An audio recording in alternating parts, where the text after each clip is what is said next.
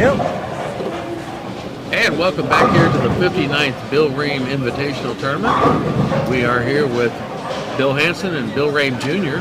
And we have the results of Game 1 here at the tournament. So before we do that, we want to remind you that we're brought to you in part by Rob Lust at Edgefield Animal Clinic in Marion, Adam Weisner and Associates at Advanced Fiber Technology, Bob Goyer and everyone at Kingston Place in Marion, Dwayne Watts and Doug Fote at Watts House of Insurance.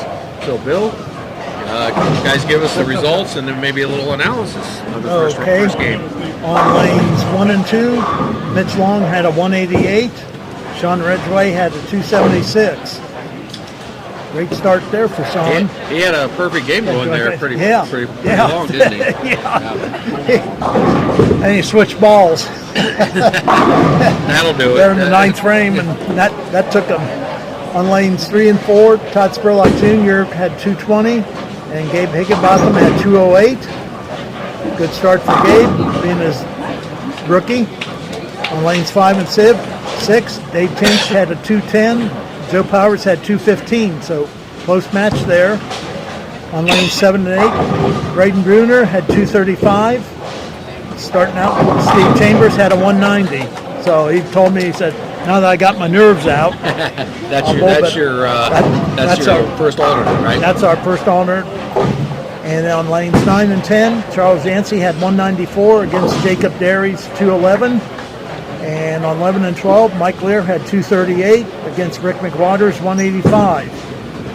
And then Bob Lear Jr. had a 214 against Brock Likens' 248.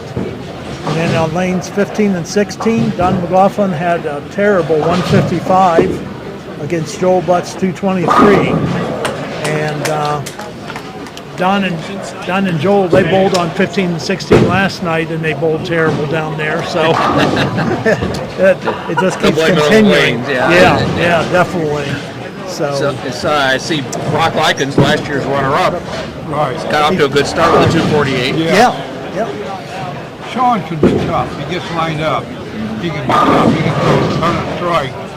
But I don't know. It's we got some good matches. And we got some that, kind of went the other sideways on people. But, well, that's like with any sport.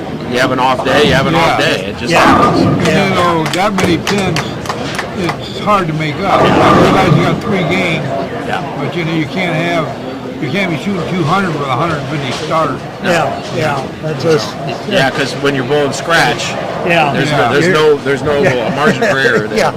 Yeah, you're down 70 pins already, and at least got 3 more games to try to make it up and so forth. But that's a hard road to come back on. Mitch is down 90 to start out with. Yeah, that's a lot of pins that make up 3 games. And if we're talking about some guys that have been champions or in the finals, that are having these struggles. They like Mitch. He's been in the top 4 17 times. I mean, he's consistent. But when you shoot a game like that against a 280 or 70, it's tough to make them up. Yeah, tough to make that up. And there was no defense. No defense in bowling. You shoot 220 and your opponent shoots 220. You don't pick anything up. That's right. So, all right. So we're off to a good start here. It sounds like, and we'll be back with the results of Game 2. After that is completed, they're about we're almost done right now. So about another 15, 20 minutes. Most of them are about halfway through the second match. Right. We'll remind you that we're brought to you in part by Rick McWaters at Cycle Tech, your one-stop shop for service parts and accessories. Mark Osborne at E-Crate International and Galleon Industrial Park. Dave and Judy Hedrick at B-Dry Basement Waterproofing. Phone 800-686-4585. Tim Plumley at Mohegan Sports Medicine and Rehabilitation. And People's Savings and Loan.